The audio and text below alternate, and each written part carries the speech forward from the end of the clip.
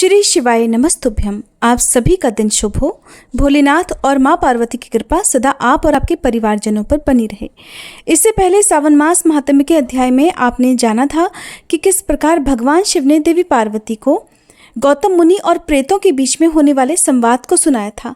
बहुत ही रोचक प्रसंग है। अगर आपने अभी तक पहला अध्याय नहीं सुना है तो इससे पहले का अध्याय भी आप जरूर सुन लीजिएगा।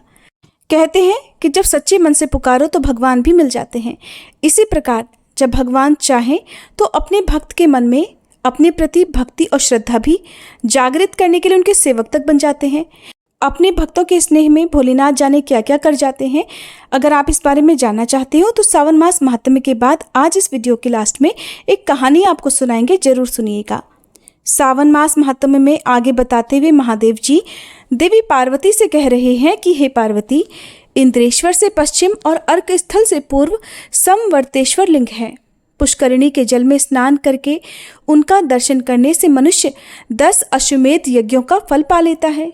उसके पूर्व भाग में और पाप मोचन तीर्थ से नैऋत्य कोण में मेघेश्वर नाम से विख्यात शिवलिंग है, जो सब पातकों का नाश करने वाला है। अनावृष्टि का भय होने पर वहीं वारुणी शांति करानी चाहिए तथा वहां की पृथ्वी को जल में डुबोए। जहां प्रतिदिन मेघों द्वारा स्थापित मेघेश्वर लिंग का पूजन होता है, वहां अकाल का भय कभी नहीं होता। गात्रोत्सर्ग तीर्थ से उत्तर बलभद्र जी के द्वारा स्थापित महापापहारी शिवलिंग है, जो मनुष्य तृतीया और रेवती नक्षत्र के योग में भक्तिभाव से चंदन पुष्पादि उपचारों द्वारा बलभद्रेश्वर लिंग का पूजन करता है, वह योगीश्वर का पद पा लेता है। प्राचीन काल में राजा भरत ने पुण्यमय प्रभास क्षेत्र में आकर परम उत्तम 10 अश्वमेध यज्ञों का अनुष्ठान किया था। उसमें सोमपान करके सहस्त्र नेत्रों वाले देवराज इंद्र पूर्ण तृप्त हो गए थे। अन्न और पान से दीनजन तथा दक्षिणा से ब्राह्मण लोग तृप्त हुए थे। फिर सभी देवता प्रसन्न होकर राजा भरत से बोले कि महाबाहो, तुम कोई मनोवांछित वर मांगो। राजा कहने लगे, जो मनुष्य यहाँ आकर भक्तिपूर्वक स्नान करे उसे 10 अश्वमेध यज्ञों का फल प्राप्त हो जाए। देवताओं ने कहा, राजन, भूतल पर यह स्थान दशाश्वमेधिक नाम से विख्यात होगा। महादेव जी कहते हैं, पार्वती, तब से सब पापों का नाश करने वाला वह तीर्थ पृथ्वी पर दशाश्वमेधिक नाम से विख्यात हो गया। ऐन्द्र वारुण स्थान से लेकर गौमुख तक और गौमुख से अश्वमेधिक तीर्थ तक विद्वानों ने शिव क्षेत्र बताया है। वहाँ मृत्यु को प्राप्त होने पर मनुष्य शिवलोक में आनंदित होता है। वहीं शतमेघ, सहस्त्रमेघ और कोटिमेध नाम के क्रमशः 3 लिंग हैं। दक्षिण दिशा में शतमेघ लिंग है, जो 100 यज्ञों का फल देने वाला है। प्राचीन काल में कार्तवीर्य ने वहीं शिवलिंग की स्थापना करके 100 यज्ञों का अनुष्ठान किया था। मध्य में जो कोटिमेध लिंग है, वहाँ साक्षात ब्रह्मा जी ने ही महालिंग की स्थापना करके 1 करोड़ यज्ञ किए थे। उसके उत्तर भाग में सहस्त्रमेध लिंग है, जिसकी स्थापना करके देवराज इंद्र ने सहस्त्र यज्ञों का अनुष्ठान किया था। जो पंचामृत, रस, जल, गंध और पुष्प आदि द्वारा विधि से उस लिंग त्रय की पूजा करता है, वह उन तीनों शिवलिंगों के नाम वाले यज्ञों का फल पा लेता है। वहीं दुर्वासादित्य का स्थान भी है, जहाँ दुर्वासा मुनि ने 1000 वर्षों तक तप किया और निराहार रहकर सूर्य नारायण की आराधना की थी। तब भगवान सूर्य ने उन्हें प्रत्यक्ष दर्शन देकर कहा कि सुव्रत, वर मांगो। दुर्वासा जी बोले, भगवान, यहाँ मेरे द्वारा आपकी जो सुंदर प्रतिमा स्थापित की गई है, उसमें आप तब तक निवास करें जब तक यह पृथ्वी स्थिर है। आपकी पुत्री यमुना जी भी यहीं रहें और आपके महाबली पुत्र धर्मराज जी भी यहाँ निवास करें। तब सूर्यदेव ने कहा, महामुने, तुमने जो कुछ मांगा है वो तो होगा ही, उसके सिवा गंगा आदि कोटि तीर्थों का भी और भी यहाँ निवास हो जाएगा। देवताओं सहित मैं सदा यहीं स्थित रहूँगा। दुर्वासादित्य का दर्शन करने से यहाँ सब प्राणी कोटि यज्ञों का फल पाएंगे। ऐसा कहकर भगवान सूर्य ने अपनी कन्या और पुत्र का स्मरण किया। यमुना जी पाताल फोड़कर वहाँ प्रकट हो गई और कालदंडधारी यमराज जी भी भगवान सूर्य के निकट उपस्थित हुए। सूर्यदेव बोले, धर्म, तुम और यमुना कोटि तीर्थों के साथ यहाँ निवास करो। तुम्हें यहीं रहकर पापी प्राणियों की भी यत्नपूर्वक रक्षा करनी चाहिए। ऐसा कहकर सूर्य नारायण अंतर्ध्यान हो गए। दुर्वासा जी ने जब अपने आश्रम की ओर देखा तो पाया वहां पाताल से यमुना जी प्रकट हो गई थी और उस क्षेत्र में साक्षात यमराज जी भी स्वरूप धारण करके दिखाई दिए। आदित्य से दक्षिण और दुंदुभी से पूर्व भाग में यमुना कुंड है। दुंदुभी वहां के क्षेत्रपाल हैं जिनका शब्द दुंदुभी ध्वनि के समान होता है। वैशाख मास में उस कुंड में स्नान करके मनुष्य भक्ति भाव से दुर्वासादित्य की पूजा करे। जो उस महाकुंड में स्नान करके पितरों का तर्पण करता है उसके पितर 10 वर्ष तक तृप्त रहते हैं। वहां पिंड देने से पितरों की 108 पीढ़ियां पुष्ट होती हैं। साथ ही नरक में गिरे हुए पितरों का भी तत्काल उद्धार हो जाता है। माघ मास के शुक्ल पक्ष में सप्तमी तिथि को जो मनुष्य अपने मन को संयम में रखते हुए दुर्वासादित्य की पूजा करता है वह ब्रह्म हत्या से छूट जाता है। जो वहां दुर्वासादित्य के समीप सहस्त्र नामों का पाठ करता है वह सब पापों से मुक्त हो जाता है। दुर्वासादित्य का दर्शन सब बालकों पर लगे हुए ग्रहों और राक्षसों का निवारण तथा महान पाप पुंजों का नाश करने वाला है। जो वहां क्षेत्रपाल दुंदुभी का पूजन करता है वह पशु, संपत्ति, पुत्र, बुद्धि तथा लक्ष्मी से संपन्न हो जाता है। सूर्यदेव का वह क्षेत्र 1 कोस तक फैला हुआ है। जो सूर्यदेव के प्रति भक्तिभाव से रहित है उसे उस क्षेत्र में प्रवेश नहीं करना चाहिए। महादेव जी कहते हैं, देवी, समस्त यादवों का संहार हो जाने पर केवल वज्र शेष रह गए थे। वे अपनी आयु के शेष भाग में अपने पुत्र महद्वलक यादवों के राज्य पर अभिषिक्त करके प्रभास क्षेत्र में आए। यहाँ उन्होंने एक शिवलिंग स्थापित किया जो व्रजेश्वर नाम से प्रसिद्ध हुआ।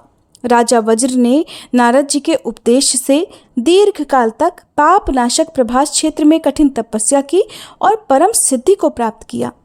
जो मनुष्य जामवंती के जल में स्नान करके व्रजेश्वर की पूजा करता और वहां यादव स्थल के पास में ही ब्राह्मणों को भोजन कराता है वह सहस्त्र गोदानों का फल पा लेता है।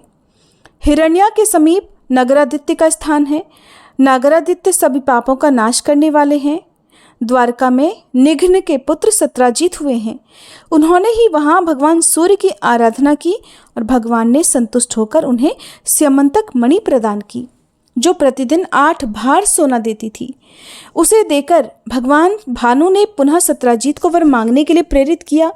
तब सत्राजीत कहने लगे कि प्रभु, आप इस पुण्य आश्रम में सदा निवास कीजिए। एवं वस्तु कहकर सूर्यदेव अंतर्ध्यान हो गए। फिर सत्राजीत ने वहां सूर्यदेव की दिव्य प्रतिमा स्थापित की और प्रभास नगर के ब्राह्मणों को वृत्ति देकर उन्हें सेवा पूजा का भार समर्पित कर दिया। इसलिए नागर ब्राह्मणों के नाम पर ही उसका नाम नागरादित्य पड़ गया। जो हिरण्या नदी के जल में स्नान करके नागरादित्य का पूजन करता है वह सूर्य लोक में पूजित होता है। जब शुक्ल पक्ष की सप्तमी को सूर्य की संक्रांति हो तब उसे महाजया सप्तमी कहते हैं। उसमें किए हुए स्नान, दान, जप, होम तथा देवताओं और पितरों का पूजन ये सभी कोटि गुना फल देने वाले होते हैं। जो उस समय नागरादित्य के समीप एक ब्राह्मण को भोजन कराता है उसे 1 करोड़ ब्राह्मण भोजन कराने का फल मिलता है। ऋषि तीर्थ से पश्चिम पातकों का नाश करने वाली पिंगा नदी है जो समुद्र में मिली है। उसके जल का स्पर्श करने से मनुष्य रूपवान होता है। एक समय दक्षिण भारत के रहने वाले कुछ महर्षि सोमनाथ जी का दर्शन करने की इच्छा से प्रभास क्षेत्र में आए और एक नदी के किनारे ठहर गए। वे काले रंग के और कुरूप थे, किंतु वहां स्नान आदि करने से कामदेव के समान रूपवान हो गए। तब उन सब ने आश्चर्यचकित होकर कहा, इसमें स्नान करके हम सब लोग पिंगल अर्थात गौरवर्ण को प्राप्त हुए हैं, इसलिए आज से इसका नाम पिंगा होगा। जो लोग भक्तिपूर्वक इसमें स्नान करेंगे उनके वंश में कोई कुरूप नहीं होगा। पिंगा के दर्शन से मनुष्य को पितृमेध यज्ञ का फल प्राप्त होगा। यहाँ स्नान करने से दूना और तर्पण से चौगुना पुण्य होगा। जो यहाँ श्राद्ध करेगा उसे असंख्य फल की प्राप्ति होगी। पूर्व समय में उद्दालक नाम के एक महातपस्वी महर्षि प्रभास क्षेत्र में रहते थे। उन्होंने सरस्वती पिंगा संगम के समीप की भूमि पर बड़ी भारी तपस्या की। उनकी भक्ति के प्रभाव से उनके आगे ही एक शिवलिंग प्रकट हो गया और तभी एक आकाशवाणी हुई कि महाबाहु उद्दालक, मेरी बात सुनो। आज से इस शिवलिंग में मेरा नित्य निवास होगा। ये संगम पर प्रकट हुआ है इसलिए इसका नाम संगमेश्वर होगा। इस लोक प्रसिद्ध संगम में स्नान करके जो मनुष्य संगमेश्वर का दर्शन करेगा वह उत्तम गति को प्राप्त होगा। इस आकाशवाणी को सुनकर महर्षि उद्दालक दिन रात आलस्य छोड़कर संगमेश्वर की आराधना करने लगे। इसके बाद देह त्यागने के बाद वे मेरे महेश्वर धाम को चले गए। संगमेश्वर से पश्चिम त्रिभुवन विख्यात गंगेश्वर लिंग है। भगवान श्री कृष्ण ने परम धाम पधारते समय स्नान करने के लिए वहां गंगा जल का आह्वान किया था। गंगा जी ने शिव भक्ति परायण होकर वहां शिवलिंग स्थापित किया। गंगेश्वर का दर्शन करने से गंगा स्नान का फल प्राप्त हो जाता है। ऐसा कहकर भगवान शिव कुछ क्षणों के लिए मौन हो गए। इसके आगे का महात्म्य आप अगली वीडियो में सुनिएगा। अब सुनिए भगवान शिव की भक्ति की सच्ची कहानी। भगवान शिव के बहुत सारे नाम हैं, ये बात तो सभी जानते हैं और ये भी जानते हैं कि भगवान शिव अपने भक्तों की भक्ति से बहुत जल्दी प्रसन्न हो जाते हैं और इतने भोले हैं कि वो अपने भक्तों का प्यार पाने के लिए उनके यहाँ उनके सेवक तक बनने को तैयार हैं। अगर आपको इस बात का विश्वास नहीं हो रहा है तो चलिए आपको बताते हैं कि कैसे ऐसा संभव हुआ। बिहार के गांव बस्ती में विद्यापति नाम के कवि रहते थे। वो भगवान शिव के बहुत बड़े भक्त थे और हर समय भोलेनाथ की भक्ति में लीन रहते। जब भोलेनाथ ने विद्यापति की सच्ची भक्ति को देखा तो भगवान उससे बहुत प्रसन्न हुए और उनके घर उनका नौकर बनने की इच्छा उनके मन में जागृत हुई। तब भगवान शिव ने एक बहुत ही गरीब भिखारी का रूप धारण कर लिया। उस समय उनका हुलिया बहुत ही दयनीय दिख रहा था। उनके कपड़े भी चारों तरफ से फटे पुराने और मैले थे। भगवान शिव इस वेश में दरअसल अपने भक्त की परीक्षा भी लेना चाहते थे और वैसे वो जानते थे कि उनका भक्त सच्चा है। तब उसी रूप में भगवान शिव विद्यापति के घर गए और उन्हें अपना नाम उगना बताया। उन्होंने कवि विद्यापति से आग्रह किया कि वो उन्हें अपने घर पर नौकर रख ले, किंतु विद्यापति की आर्थिक स्थिति तो पहले से ही ठीक नहीं थी। ऐसे में अपने घर पर नौकर रखकर वो उसका वेतन भला कहाँ से दे पाते। इस कारण विद्यापति ने नौकर बने महादेव को मना कर दिया। लेकिन भगवान भी कहाँ मानने वाले थे। उन्होंने विद्यापति से बार बार अनुरोध किया कि मुझे किसी भी चीज़ की जरूरत नहीं, तुम मुझे वेतन भी मत देना, बस 2 वक्त की रोटी दे देना। महादेव के बार बार अनुरोध करने पर आखिरकार विद्यापति को उन पर दया आ गई और वह उन्हें अपने घर पर नौकर रखने के लिए तैयार हो गया। एक बार विद्यापति को राजा के दरबार में जाना था। उगना यानी कि भगवान शिव भी विद्यापति के साथ चल दिए। रास्ते में बहुत ज़्यादा गर्मी थी, कड़ी धूप की यात्रा थी, जिस कारण यात्रा और भी कठिन हो रही थी। ऊपर से कड़ी धूप और लगातार पैदल चलने से विद्यापति का गला प्यास से सूखने लगा और आसपास कहीं ऐसी कोई भी जगह नहीं थी जहां पर पीने का पानी मिल सके। तब विद्यापति ने उगना से ही पीने के पानी का प्रबंध करने के लिए कहा। वहां दूर दूर तक ना तो कोई नदी थी, ना कुआं, ना कोई तालाब।